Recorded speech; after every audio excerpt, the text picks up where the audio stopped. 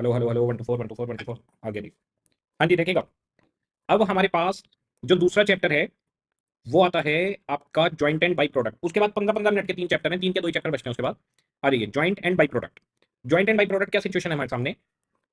एक common process है, इस कॉमन प्रोसेस से एक से ज्यादा प्रोडक्ट निकल रहे हैं, मान लीजिए ए और बी, इसको कहते हैं स्प्लिट ऑफ पॉइंट, जब ये अलग हो गए। ठीक है, अब ये जो कॉमन प्रोसेस है इसका खर्चा है मान लीजिए 10 लाख। तो सबसे पहला क्वेश्चन ये आता है कि इस 10 लाख को अपोर्शन कैसे करें, तो अपोर्शनमेंट ऑफ ज्वाइंट कॉस्ट कैसे किया जाए, पहला क्वेश्चन आता है ये। तो एक क्वेश्चन तो बनता है अपोर्शनमेंट ऑफ ज्वाइंट कॉस्ट का। दूसरा क्या होता है, जैसे ए और बी स्प्लिट ऑफ पॉइंट पर आए, इन्हें हम यहां पर सेल कर सकते हैं। अब हमारे पास इनको कई बार फर्दर प्रोसेस किया जाता है कि और इनके ऊपर प्रोसेसिंग होगी separate, further process. Further processing के बाद भी इनको सेल किया जा सकता है और यहां पर भी सेल किया जा सकता है। तो दूसरा क्वेश्चन आता है मैनेजमेंट के सामने कि फर्दर प्रोसेसिंग के बाद सेल करें या फिर अभी बेच दें इनको स्प्लिट ऑफ पर। तो सेपरेशन पॉइंट या स्प्लिट ऑफ पॉइंट पर बेचा जाए या फिर फर्दर प्रोसेसिंग के बाद बेचा जाए, उसका जवाब बड़ा सिंपल सा रहता है। तो सेलिंग पॉइंट क्या रहेगा, ये दूसरा क्वेश्चन इसके अंदर रहता है। तो एक पॉइंट रहता है कि अपोर्शन कैसे करें ज्वाइंट कॉस्ट को, दूसरा सेलिंग पॉइंट हम लोग क्या रखेंगे, ये 2 क्वेश्चन इसके अंदर रहेंगे। उसके बाद रहेगा कि बाई प्रोडक्ट्स का ट्रीटमेंट कैसे किया जाए। बिल्कुल ही आसान है, बहुत ही सिंपल। अब जरा देखिए, ये हमारे पास कॉमन प्रोसेस, पहला क्वेश्चन स्प्लिट कैसे करें, स्प्लिट ऑफ पॉइंट पर ज्वाइंट कॉस्ट को कैसे बांटें, और दूसरा फर्दर प्रोसेस करें या ना करें। तो हमारे पास ज्वाइंट कॉस्ट को बांटने के जो मेथड्स दिए हैं वो जरा मेथड देखिए, मैं फिगर से लिखता जाऊंगा। पहला मेथड है फिजिकल यूनिट मेथड, यानी जितनी जितनी यूनिट आई है उस रेशो में बांट दो। जैसे इसकी 1000 यूनिट है, इसकी 2000 यूनिट है, तो जितनी भी ज्वाइंट कॉस्ट है आपकी उसको 1:2 के रेशो में बांट दो। तो पहला मेथड है फिजिकल यूनिट मेथड। तो ज्वाइंट कॉस्ट को हम फिजिकल यूनिट या फिजिकल आउटपुट पे बांटेंगे। Physical output split off point पर होना चाहिए, तो स्प्लिट ऑफ पॉइंट पे 1000-2000 यूनिट आई है तो 1:2 के रेशो में बांट दो। दूसरा है average unit cost method. Average unit cost method और फिजिकल यूनिट पे बांटना एक ही बात है, ये दोनों एक ही मेथड है, पर पता नहीं आईसीआई ने क्यों 2 मेथड बना रखे हैं, बस इसकी प्रेजेंटेशन अलग है। मान लो हमारी जो ज्वाइंट कॉस्ट है वो 1 लाख रुपए है, ठीक है। तो एवरेज यूनिट कॉस्ट मेथड कहता है कि पहले आप 1 लाख रुपए की ज्वाइंट कॉस्ट को टोटल यूनिट से डिवाइड करो। तो 3000 यूनिट से हमने डिवाइड कर दिया, 1 लाख डिवाइड बाई 3000, कॉस्ट आ गई 33.33 पर यूनिट। तो पहले आप कॉस्ट निकालो 33.33, उसके बाद में अब आप इसके बेसिस पर ए और बी में बांटो कि ए की 1000 यूनिट है, बी की 2000। तो 33.33 मल्टीप्लाई बाई 33.33, तो यहाँ पर आ गए 33,333, यहाँ पर आ गए 66,667। अगर मैं फिजिकल यूनिट के बेसिस पे भी 1 लाख को बांटूंगा तो भी 33,333 और 66,667 ही आने वाला है, पर 2 मेथड बना रखे हैं। तो चलो हमें फायदा एक ही बात है, आपको एक चीज ध्यान रखनी है कि फिजिकल यूनिट मेथड बोले तो यूनिट के रेशो में बांटना, रेशो में। और अगर एवरेज यूनिट कॉस्ट मेथड बोले तो पहले कॉस्ट पर यूनिट शो करना, उसके बाद में खर्चे को बांटना। तो ये हो गया हमारे पास 2 मेथड। इसके बाद में हमारे पास market value at separation point ratio, कहते हैं मार्केट वैल्यू जो सेपरेशन पॉइंट पे स्प्लिट ऑफ पॉइंट पर है उस पर बांट दो। इसमें ध्यान रखना है अगर कोई सेलिंग एक्सपेंस है तो पहले उसे माइनस कर देना। तो जैसे मान लीजिए ये 2 लाख रुपए में बिक सकता है, ये 3 लाख रुपए पे स्प्लिट ऑफ पर, इनके सेलिंग एक्सपेंस है 10,000 और 20,000। तो नेट ऑफ सेलिंग एक्सपेंस आपके पास ये आ गया 1,90,000 रुपए, ये आ गया 2,80,000 रुपए। अब जो भी आपकी ज्वाइंट कॉस्ट है वो 19:28 के रेशो में बांट दो। तो मोस्ट ऑफ द टाइम तो आपको सिर्फ सेल वैल्यू मिलेगी, selling expense eight split off point मिलेगा ही नहीं। पर अगर selling expense split off point पर हो तो आपको सेलिंग एक्सपेंस माइनस करने के बाद फिर डिस्ट्रीब्यूट करना है। और ध्यान रखना सेलिंग एक्सपेंस हो सकता है फर्दर प्रोसेसिंग के बाद दिए जाए, तो फर्दर प्रोसेसिंग वाले सेलिंग एक्सपेंस माइनस मत कर देना गलती से, स्प्लिट ऑफ पॉइंट के सेलिंग एक्सपेंस माइनस होंगे। तो स्प्लिट ऑफ पॉइंट पर कितने में बिक सकती है, माइनस स्प्लिट ऑफ पॉइंट के सेलिंग एक्सपेंस, जो भी नेट सेल वैल्यू आ रही है उस रेशो में बांट दीजिए। तीसरा है market value after further processing. ये कहता है दोनों प्रोडक्ट की जो market value after further processing आ रही है उसके रेशो में बांट दो। जैसे इसकी मार्केट वैल्यू है 5 लाख, इसकी है 8 लाख आफ्टर फर्दर प्रोसेसिंग, तो 5:8 के रेशो में दोनों को डिस्ट्रीब्यूट करो, ज्वाइंट कॉस्ट को, और बात खत्म। फिर आता है हमारे पास एनआरवी मेथड। एनआरवी मेथड कहता है कि sales value after further processing लो, उसमें से सेलिंग एक्सपेंस माइनस करो, फर्दर प्रोसेसिंग कॉस्ट माइनस करो, इसे कहते हैं एनआरवी। तो एनआरवी का मतलब है sale value after further processing minus selling expense after further processing minus further processing cost, इसे हम एनआरवी बोलते हैं। Sale value after further processing, इसमें फर्दर प्रोसेसिंग कॉस्ट हटाओ, सेलिंग एक्सपेंस है अगर फर्दर प्रोसेसिंग के बाद उन्हें हटाओ, एनआरवी आ जाएगा। फिर एनआरवी के रेशो में बांट दो। मान लीजिए सेल वैल्यू है 5 लाख और 8 लाख, इनकी फर्दर कॉस्ट है 2 लाख और 1 लाख रुपए, सेलिंग एक्सपेंस है 1 लाख और 3 लाख रुपए, ठीक है जी। तो इन्हें माइनस करो, एनआरवी आ जाएगा, 5 में से 3 गए 2 लाख रुपए और 8 में से 4 गए 4 लाख रुपए। तो 2:4 के रेशो में ज्वाइंट कॉस्ट को बांट दो। तो हमारे पास सबसे पहला method physical unit method, physical units के रेशो में बांटो सेपरेशन पॉइंट पे जितनी भी यूनिट आई है। दूसरा एवरेज यूनिट कॉस्ट मेथड, पहले एवरेज कॉस्ट पर यूनिट निकालो फिर डिस्ट्रीब्यूट करो। तीसरा market value at separation point, market value separation point पे निकालो, कोई सेलिंग एक्सपेंस है अगर सेपरेशन पॉइंट का तो पहले वो माइनस कर देना फिर डिस्ट्रीब्यूट कर दो।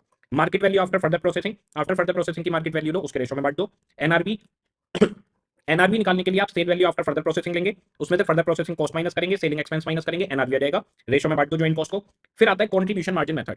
कंट्रीब्यूशन मार्जिन मेथड कहता है कि आपको हम 2 कॉस्ट देंगे, एक वेरिएबल और फिक्स। तो वेरिएबल ज्वाइंट कॉस्ट को आप फिजिकल यूनिट के रेशो में बांटो। तो पहले हम लेंगे फिजिकल यूनिट्स, जैसे मान लो 1000 और 2000 है, तो जो भी आपकी वेरिएबल कॉस्ट है उसको 1:2 के रेशो में बांट दो। फिर आप निकालोगे कंट्रीब्यूशन, तो हम लेंगे सेल, वेरिएबल कॉस्ट आप निकाल चुके हो, सेल में से वेरिएबल कॉस्ट माइनस करी, कंट्रीब्यूशन आ गया। अब ये जो कंट्रीब्यूशन है इसके रेशो में फिक्स्ड कॉस्ट को बांटो, तो वेरिएबल कॉस्ट को बांटो यूनिट्स के रेशो में और फिक्स्ड कॉस्ट को बांटो कंट्रीब्यूशन के रेशो में। यहां फिक्स्ड कॉस्ट बांटते हुए एक पॉइंट आ जाता है कई बार, वो क्या है, अगर किसी प्रोडक्ट का कंट्रीब्यूशन जीरो या माइनस में हो, जीरो या माइनस में, तो आप उस प्रोडक्ट के ऊपर ज्वाइंट कॉस्ट को डिस्ट्रीब्यूट नहीं करेंगे। तो कंट्रीब्यूशन में जब आप बांटते हैं तो आपको ध्यान रखना है कि अगर कंट्रीब्यूशन जैसे मान लीजिए इसका आगे 2 लाख रुपए, इसका आगे 5 लाख, कोई दिक्कत नहीं है, 2:5 के रेशो में बांट दो। पर मान लो इसका कंट्रीब्यूशन जीरो आ गया या मान लो इसका कंट्रीब्यूशन नेगेटिव 2 लाख रुपए आ गया, तो नेगेटिव या जीरो वाले पॉइंट पर कोई ज्वाइंट कॉस्ट डिस्ट्रीब्यूट नहीं होगी, तो फिक्स कॉस्ट सिर्फ उस पर बटेगी जो पॉजिटिव कंट्रीब्यूशन देगा। इसके बाद आता है रिवर्स कॉस्ट मेथड, ये सबसे आसान मेथड है।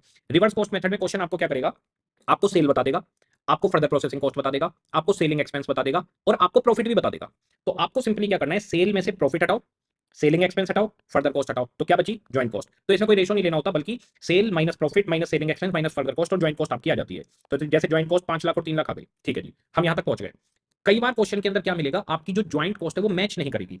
जैसे कि यहां पर ज्वाइंट कॉस्ट आपकी आ रही है 5 और 3 8 लाख, और आपकी जो एक्चुअल ज्वाइंट कॉस्ट है वो है मान लो 9 लाख रुपए, तो ये तो मैच नहीं हो रही। ऐसी सिचुएशन में हम क्या करेंगे, जो हमारी ज्वाइंट कॉस्ट निकली थी, सेल में से profit further cost selling expense minus करके, उस ज्वाइंट कॉस्ट के रेशो में एक्चुअल ज्वाइंट कॉस्ट को बांट देंगे। तो अगर एक्चुअल ज्वाइंट कॉस्ट मैच ना करे, तो जो ज्वाइंट कॉस्ट आपने निकाली थी उस रेशो में 5:3 के रेशो में 9 लाख को हम डिस्ट्रीब्यूट कर देंगे। तो अगर टोटल ज्वाइंट कॉस्ट मिसमैच हो रही है, तो आपको जो ज्वाइंट कॉस्ट आपने निकाली है उसी के रेशो में एक्चुअल ज्वाइंट कॉस्ट को बांटना होगा। और इसके बाद में हमारे पास आता है last, constant gross margin method. Constant gross margin method के अंदर क्या रहेगा कि ये रिवर्स कॉस्ट मेथड की तरह आपको डेटा देगा, सिर्फ एक डेटा गायब कर देगा। जैसे मैं आपको बताता हूं, रिवर्स कॉस्ट में मैं डेटा लिख देता हूं यहाँ पर कि जी 5 लाख, 1 लाख रुपए, और यहाँ पर सेलिंग एक्सपेंस में ले लेता हूँ 2 लाख, फर्दर कॉस्ट ले लेता हूँ 1 लाख रुपए, तो यहाँ पर 1 लाख आ गई ज्वाइंट कॉस्ट। यहाँ पर ले लेता हूँ मैं 10 लाख, ये 2 लाख रुपए, और जी इसके मैं ले लेता हूँ 1 लाख रुपए, इसके 2 लाख रुपए, 2 3 4 5 लाख रुपए आ गए। तो यहाँ पर ये इस तरीके से पूरा डेटा था हमारे पास, सेल 5 और 10 लाख, प्रॉफिट 1 और 2 लाख, सेलिंग एक्सपेंस 2 और 1 लाख, फर्दर कॉस्ट 1 और 2 लाख, और फिर ज्वाइंट कॉस्ट आ गई। कांस्टेंट ग्रोस मार्जिन में क्या करेगा, प्रॉफिट को गायब कर देगा। ठीक है जी, प्रॉफिट गायब हो गया। तो आपको सबसे पहले टोटल प्रॉफिट की परसेंटेज निकालनी होगी, बाकी सारा डेटा होगा, सिर्फ प्रॉफिट गायब कर देगा। तो हम क्या करेंगे, हम पहले ले लेंगे टोटल सेल, टोटल निकालेंगे कि टोटल सेल कितनी है। तो टोटल सेल 15 लाख है, ठीक है। टोटल सेलिंग एक्सपेंस कितने हैं, 3 लाख है, माइनस कर दो। टोटल फर्दर कॉस्ट कितनी है, वो भी 3 लाख है, माइनस कर दो। टोटल ज्वाइंट कॉस्ट कितनी है, 6 लाख है, वो भी माइनस कर दो। तो टोटल जब आप माइनस करेंगे, आपके पास प्रॉफिट आ जाएगा बचा हुआ, कि टोटल प्रॉफिट हमारा 3 लाख रुपए है। तो आपको क्या करना होगा, कांस्टेंट ग्रोस मार्जिन में प्रॉफिट गायब होगा, बाकी पूरा रिवर्स कॉस्ट मेथड दिखेगा आपको, यानी सेल भी मिलेगी, फर्दर कॉस्ट भी मिलेगी, सेलिंग एक्सपेंस भी मिलेंगे, ज्वाइंट कॉस्ट भी दी होगी, सिर्फ प्रॉफिट गायब कर रखा होगा। तो सबसे पहले टोटल का कॉलम बनाकर आप निकाल दो प्रॉफिट कितना है। अब इस प्रॉफिट की सेल से परसेंटेज निकाल दो, तो सेल से आ गई 20%। अब हमारे पास परसेंटेज ऑफ प्रॉफिट भी निकल आया है, यानी जो प्रॉफिट मिसिंग फिगर था वो भी कैलकुलेट हो गया है। जैसे प्रॉफिट आ गया आपके पास, रिवर्स कॉस्ट मेथड लगा दो। तो कांस्टेंट ग्रोस मार्जिन में पहले परसेंटेज ऑफ प्रॉफिट निकालते हैं टोटल के बेसिस पर, और उसके बाद में रिवर्स कॉस्ट मेथड को अप्लाई कर देते हैं। ये हमारे पास ज्वाइंट कॉस्ट बांटने के मेथड है। इसके बाद में हमारे पास आता है further processing decision. Further processing decision भी इसी के साथ बता रहा हूं, फिर क्वेश्चन देखेंगे। फर्दर प्रोसेसिंग डिसीजन कहता है कि आपको करना क्या है, आपको बेसिकली चेक करना है कि फर्दर प्रोसेस करके बेचने पर हमें इंक्रीमेंटल रिवेन्यू कितना मिलेगा। इंक्रीमेंटल रिवेन्यू कैसे निकालेंगे, sale value at split off point कितनी थी, एट स्प्लिट ऑफ, और आफ्टर फर्दर प्रोसेसिंग कितनी है। तो जैसे आफ्टर फर्दर प्रोसेसिंग 5 लाख का बिकेगा और यहाँ 3 लाख का बिक रहा था, तो आपका इंक्रीमेंटल रिवेन्यू हो रहा है 2 लाख रुपए। 2 लाख रुपए आपको फालतू मिल रहे हैं। तो इंक्रीमेंटल रिवेन्यू में sale value after further processing minus sale value at separation point, ठीक है। अब हम चेक करेंगे हमारी इंक्रीमेंटल कॉस्ट कितनी लग रही है, यानी एक्स्ट्रा खर्चा कितना लग रहा है। तो एक्स्ट्रा खर्चे में हमारे पास आएगा कि फर्दर प्रोसेसिंग कॉस्ट लगी एक तो हमारी, प्लस सेलिंग एक्सपेंस हो सकते हैं हमारे आफ्टर फर्दर प्रोसेसिंग के कुछ। अगर स्प्लिट ऑफ पर कोई सेलिंग एक्सपेंस था तो वो अब लगना बंद हो जाएगा, minus selling expense split off point पर। अब जरा देखिए, जैसे फर्दर कॉस्ट हमारी लग रही है 2 लाख रुपए, ओके, सेलिंग एक्सपेंस है हमारे 50,000 रुपए, और स्प्लिट ऑफ पॉइंट पे सेलिंग एक्सपेंस हमारे 1 लाख रुपए लग रहे थे, अब वो नहीं लगेंगे। अगर आप फर्दर प्रोसेस करके बेचोगे तो selling expense after further processing वाले लगेंगे, 1 लाख वो लग रहे थे वो बच गए। तो आपकी इंक्रीमेंटल कॉस्ट आ गई 1.5 लाख रुपए। तो incremental revenue 2 lakh, incremental cost 1.5 lakh रुपए। तो हमारे को रिवेन्यू अगर ज्यादा मिल रहा है इंक्रीमेंटल कॉस्ट से, तो यस हमें फर्दर प्रोसेस कर देना चाहिए, फायदे में रहेंगे। 2 लाख फालतू मिलेंगे 1.5 लाख फालतू खर्च करके। अगर इंक्रीमेंटल रिवेन्यू और इंक्रीमेंटल कॉस्ट एक बराबर हो जाए तो इसे हम कहते हैं इंडिफरेंट सिचुएशन, ना कोई फायदा ना कोई नुकसान। और अगर इंक्रीमेंटल रिवेन्यू इंक्रीमेंटल कॉस्ट से कम है, यानी रिवेन्यू मान लो 1 लाख रुपए और खर्चा 1.5 लाख रुपए, तो फिर फर्दर प्रोसेस करने का कोई फायदा नहीं है। तो हमारे पास 3 सिचुएशन रहेंगी कि इंक्रीमेंटल रिवेन्यू ज्यादा है तो यस, बराबर है इंडिफरेंट, और कम है तो हम इसको मना कर देंगे। अब देखिए इसके क्वेश्चन कैसे रहते हैं, बहुत ही सिंपल है, बहुत ज्यादा आसान। BBQ 73 है रिवर्स कॉस्ट मेथड का। ये क्वेश्चन ऐसा है जिसमें रिवर्स कॉस्ट से ज्वाइंट कॉस्ट पर पहुंचेंगे और वो मिसमैच करेगी। देखिएगा, bright chemical electrolysis common salt to obtain 3 product caustic soda chlorine and hydrogen during a costing period expenditure relating to the input of common process amounted 350। तो हमारी joint cost 350 है। After separation expense यानी further processing cost 160, 75 और 10,000 है तीनों product की, तो तीनों प्रोडक्ट की फर्दर प्रोसेसिंग कॉस्ट आ गई। The entire production was sold at 375, 250 and 60,000, ये इनकी सेल दे दी, तो तीनों की सेल आ गई, तीनों की फर्दर प्रोसेसिंग कॉस्ट आ गई। कह रहे हैं सेलिंग एक्सपेंस 5% है, तो सेलिंग एक्सपेंस आ गए हमारे पास। कह रहा है हमारा जो प्रॉफिट है वो 15%, 10% और 5% है, प्रॉफिट भी दे दिया। तो आपके पास सेल है, प्रॉफिट है, फर्दर प्रोसेसिंग कॉस्ट है, सेलिंग एक्सपेंस है। सेल में से प्रॉफिट, फर्दर प्रोसेसिंग कॉस्ट और सेलिंग एक्सपेंस को माइनस करिए, आपके पास ज्वाइंट कॉस्ट आ जाएगी। तो sale value after further processing उठाई, प्रॉफिट माइनस किया, selling expense, further cost minus करी, ये ज्वाइंट कॉस्ट आ गई। इस ज्वाइंट कॉस्ट का टोटल करके देखना होगा आपको हमेशा। 140, 137, 500, 44,000, ये आ रही है 3,21,500 रुपए, जबकि हमारी जो ज्वाइंट कॉस्ट है वो 3.5 लाख रुपए है। तो अब हम 3.5 लाख रुपए को 140, 137, 500 और 44,000 के रेशो में बांट देंगे, तो ये हमारी एक्चुअल ज्वाइंट कॉस्ट आ जाएगी।